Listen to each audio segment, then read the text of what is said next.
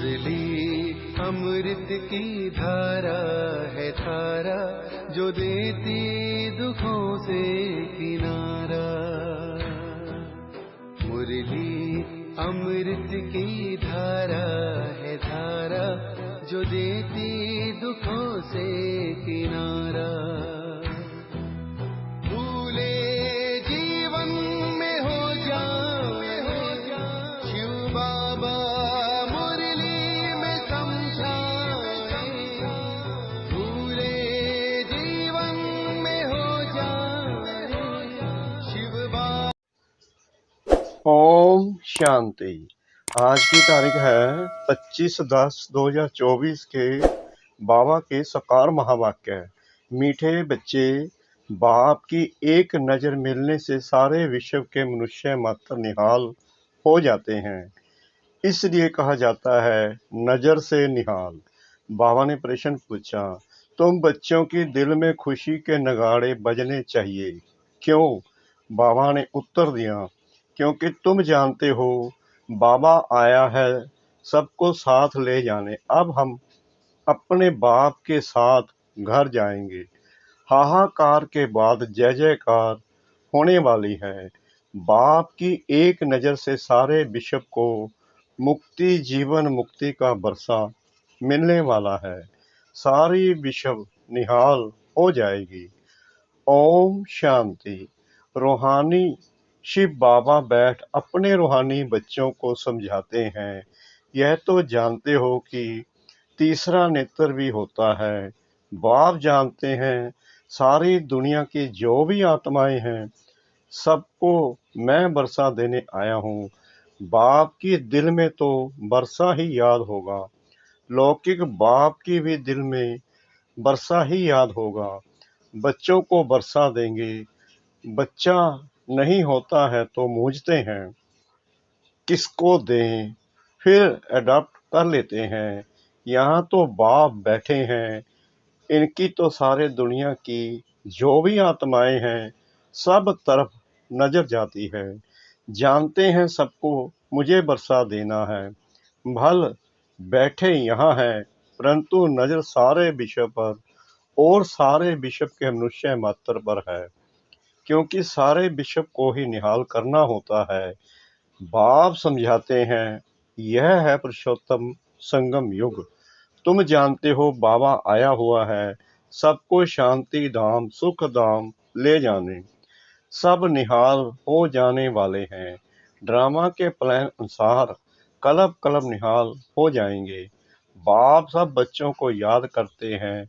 नजर तो जाती है ना, सब नहीं पढ़ेंगे। ड्रामा प्लान अनुसार सबको वापिस जाना है, क्योंकि नाटक पूरा होता है। थोड़ा आगे चलेंगे तो खुद भी समझ जाएंगे। अब विनाश होता है, अब नई दुनिया की स्थापना होनी है, क्योंकि आत्मा तो फिर भी चैतन्य है ना, तो बुद्धि में आ जाएगा बाप आया हुआ है, पैराडाइज स्थापन होगा और हम शांति धाम में चले जाएंगे। सबकी गति होगी ना, बाकी तुम्हारी सदगति होगी। अभी बाबा आया हुआ है, हम स्वर्ग में जाएंगे, जय जयकार हो जाएगी। अभी तो बहुत हाहाकार है, कहाँ अकाले पड़ रहा है, कहाँ लड़ाई चल रही है, कहाँ भूकंप होते हैं, हजारों मरते रहते हैं। मौत तो होना ही है, सत्युग में ये बातें होती नहीं। बाप जानते हैं अब मैं जाता हूँ, फिर सारे विश्व में जय जयकार हो जाएगी। मैं भारत में ही जाऊंगा, सारे विश्व में भारत जैसे गांव है। बाबा के लिए तो गांव ठहरा, बहुत थोड़े मनुष्य होंगे। सत्युग में सारी विश्व जैसे एक छोटा गांव था। अभी तो कितनी वृद्धि हो गई है। बाप की बुद्धि में तो सब है ना। अब इस शरीर द्वारा बच्चों को समझा रहे हैं, तुम्हारा पुरुषार्थ वही चलता है जो कल्प कल्प चलता है। बाप भी कल्प वृक्ष का बीज रूप है। यह है कार्पोरियल झाड़, ऊपर में है इनकॉर्पोरियल झाड़। तुम जानते हो ये कैसे बना हुआ है। यह समझ और कोई मनुष्य में नहीं है। बेसमझ और समझदारों का फर्क देखो। कहाँ समझदार स्वर्ग में राज्य करते थे, उनको कहा ही जाता है सचखंड हेवन। अभी तुम बच्चों को अंदर में बड़ी खुशी होनी चाहिए। बाबा आया हुआ है। यह पुरानी दुनिया तो जरूर बदलेगी। जितना जितना जो पुरुषार्थ करेंगे उतना पद पाएंगे। बाप तो पढ़ा रहे हैं। यह तुम्हारी स्कूल तो बहुत वृद्धि को पाती रहेगी। बहुत हो जाएंगे। सबका स्कूल इकट्ठा थोड़ी होगा। इतने रहेंगे कहाँ। तुम बच्चों को याद है, अभी हम जाते हैं सुखधाम। जैसे कोई भी विलायत में जाते हैं तो 8-10 वर्ष जाकर रहते हैं ना, फिर आते हैं भारत में। भारत तो गरीब है, विलायत वालों को यहाँ सुख नहीं आएगा। वैसे तुम बच्चों को भी यहाँ सुख नहीं है। तुम जानते हो हम बहुत ऊंची पढ़ाई पढ़ रहे हैं, जिससे हम स्वर्ग के मालिक देवता बनते हैं। वहाँ कितने सुख होंगे, उस सुख को सभी याद करते हैं।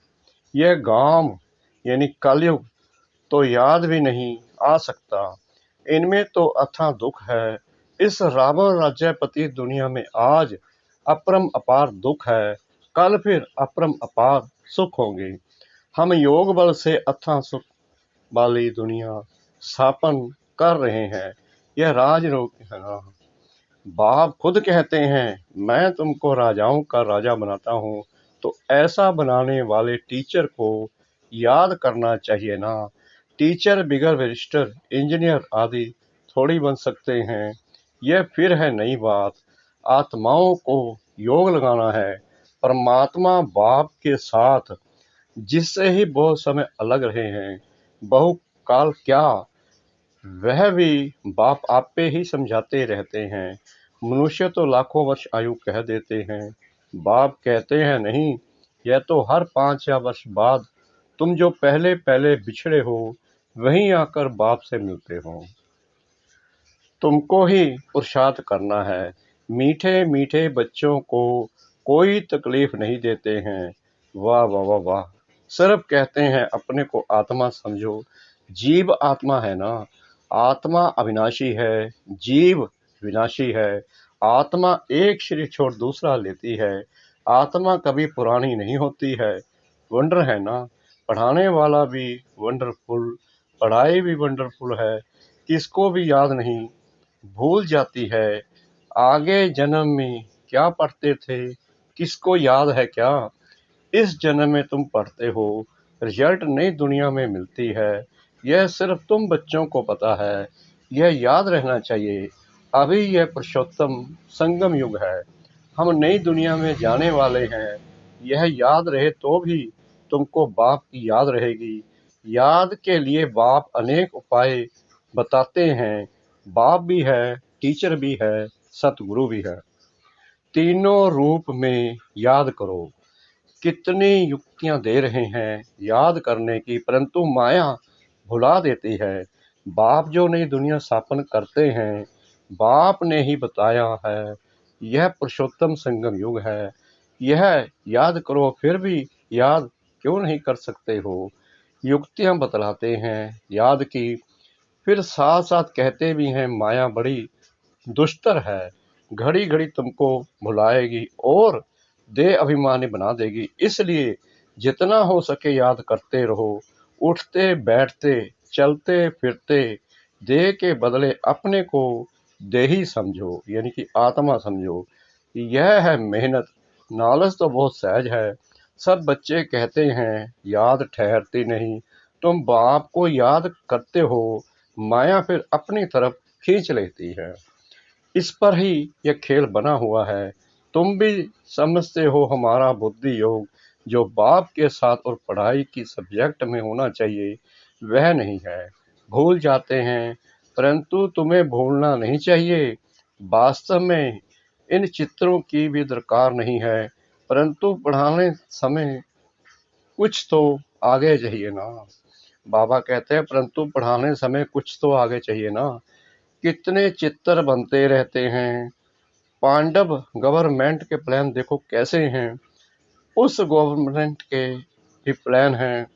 तुम समझते हो नई दुनिया में सिर्फ भारत ही था, बहुत छोटा था, सारा भारत विश्व का मालिक था।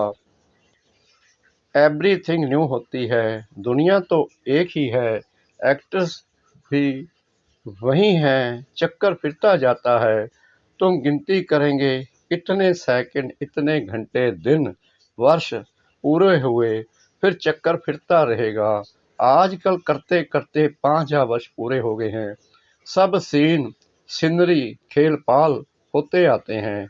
कितना बड़ा बेहद का झाड़ है, झाड़ के पत्ते तो गिन नहीं सकते हैं। ये झाड़ है, इसका फाउंडेशन देवी देवता धर्म है। फिर यह 3 धर्म मुख्य निकले हुए हैं। बाकी झाड़ के पत्ते तो कितने ढेर हैं, कोई की ताकत नहीं जो गिनती कर सके। इस समय सब धर्मों के झाड़ वृद्धि को पा चुके हैं। यह बेहद का बड़ा झाड़ है, यह सब धर्म फिर नहीं रहेंगे। अभी सारा झाड़ खड़ा है, बाकी फाउंडेशन है नहीं। बनैन ट्री का मिसाल बिल्कुल एक्यूरेट है। यह एक ही वंडरफुल झाड़ है। बाप ने दृष्टांत भी ड्रामा में यह रखा है समझाने के लिए। फाउंडेशन है नहीं तो यह समझ की बात है। बाप ने तुमको कितना समझदार बनाया है। अभी देवता धर्म का फाउंडेशन है नहीं, बाकी कुछ निशानियां हैं, आटे में नमक। प्राय यह निशानियां बाकी रही हैं, तो बच्चों की बुद्धि में ये सारा ज्ञान आना चाहिए। बाप की भी बुद्धि में नॉलेज है ना, तुमको भी सारा नॉलेज दे। आप समान बना रहे हैं। बाप बीज रूप है और यह उल्टा झाड़ है। यह बड़ा बेहद का ड्रामा है। अभी तुम्हारी बुद्धि ऊपर चली गई है, तुमने बाप को और रचना को जान लिया है। बल शास्त्रों में है, ऋषि मुनि कैसे जानेंगे। एक भी जानता हो तो परंपरा चले, दरकार ही नहीं। जबकि सदगति हो जाती है, बीच में कोई भी वापस नहीं जा सकता। नाटक पूरा हो तब तक सब एक्टर्स यहाँ होने हैं। जब तक बाप यहाँ है, जब वहाँ बिल्कुल खाली हो जाएंगे तब तो शिव बाबा की बारात जाएगी। पहले से तो नहीं जाकर बैठेंगे तो बाप सारी नॉलेज बैठ देते हैं। यह वर्ल्ड का चक्कर कैसे रिपीट होता है। सतयुग, त्रेता, द्वापर, कलयुग, फिर संगम होता है। गायन है, परंतु संगम युग कब होता है यह किसको पता नहीं है। तुम बच्चे समझ गए हो, 4 युग हैं। यह है लीप युग, इनको मिड गेट कहा जाता है। श्री कृष्ण को भी मिड गेट दिखाते हैं। तो यह है नॉलेज। नॉलेज को मोड़ तोड़ कर भक्ति में क्या बना दिया है। ज्ञान का सारा सूत मुंझा हुआ है। उनको समझाने वाला तो एक ही बाप है। प्राचीन राजयोग सिखलाने लिए विलायत में जाते हैं, वह तो यह है ना।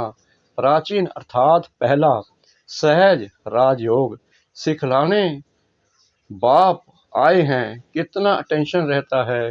तुम भी अटेंशन रखते हो कि स्वर्ग स्थापन हो जाए। आत्मा को याद तो आता है ना। बाप कहते हैं कि नॉलेज जो मैं अभी तुमको देता हूँ, फिर मैं ही आकर दूंगा। यह नई दुनिया के लिए नया ज्ञान है।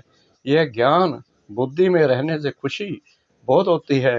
बाकी थोड़ा टाइम है, अब चलना है। एक तरफ खुशी होती है, दूसरी तरफ फिर फील भी होता है। अरे ऐसा मीठा बाबा हम फिर कल्प बाद देखेंगे। बाप ही बच्चों को इतना सुख देते हैं ना। बाप आते ही हैं शांति धाम सुख धाम में ले जाने। तुम शांति धाम सुख धाम को याद करो तो बाप भी याद आएगा। इस दुख धाम को भूल जाओ। बेहद का बाप बेहद की बात सुनाते हैं। पुरानी दुनिया से तुम्हारा ममत्व निकलता जाएगा तो खुशी भी होगी।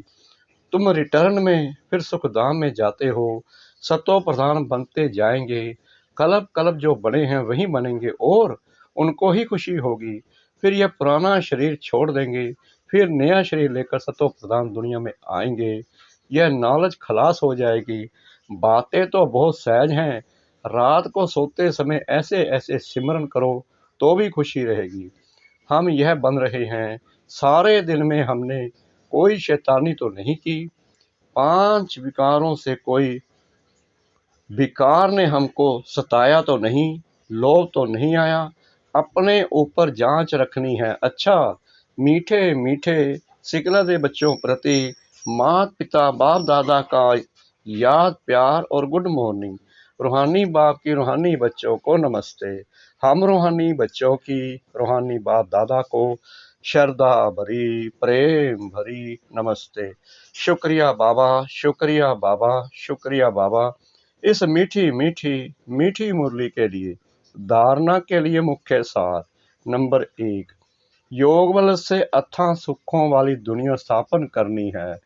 इस दुख की पुरानी दुनिया को भूल जाना है। खुशी रहे कि हम सचखंड के मालिक बन रहे हैं। नंबर 2, रोज अपनी जांच करनी है कि सारे दिन में कोई विकार ने सताया तो नहीं, कोई शैतानी काम तो नहीं किया, लोभ के वश तो नहीं हुए। वरदान सतगुरु परमपिता परमात्मा जी का वरदाता द्वारा सर्वश्रेष्ठ संपत्ति का वरदान प्राप्त करने वाले संपत्तिवान भव। किसी के पास अगर सिर्फ स्थूल संपत्ति है तो भी सदा संतुष्ट नहीं रह सकते। स्थूल संपत्ति के साथ अगर सर्व गुणों की संपत्ति, सर्व शक्तियों की संपत्ति और ज्ञान की श्रेष्ठ संपत्ति नहीं है तो संतुष्टता सदा नहीं रह सकती। आप सबके पास तो यह सब श्रेष्ठ संपत्तियां हैं। दुनिया वाले सिर्फ स्थूल संपत्ति वाले को संपत्तिवान समझते हैं, लेकिन वरदाता बाप द्वारा आप बच्चों को सर्वश्रेष्ठ संपत्तिवान भव का वरदान मिला हुआ है। स्लोगन, सच्ची साधना द्वारा हाय हाय को वाह वाह में परिवर्तन करो। सच्ची साधना द्वारा हाय हाय को वाह वाह में परिवर्तन करो। ओम शांति।